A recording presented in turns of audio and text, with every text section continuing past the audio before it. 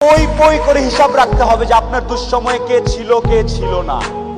পই পই করে হিসাব রাখবেন, ডায়েরিতে দরকার লাগলে লিখে রাখবেন যে কখন চারানা চেয়েছিলাম, একটা সাপোর্ট চেয়েছিলাম, কে দেয় নাই আর কে দিয়েছে। যারা দিয়েছে তাদেরকে মাথায় তুলে রাখবেন, আর যারা দেয় নাই তাদেরকেও কাছে রাখবেন, because you must keep your enemies closer. খুব কাছে রাখতে হবে যে কে কি।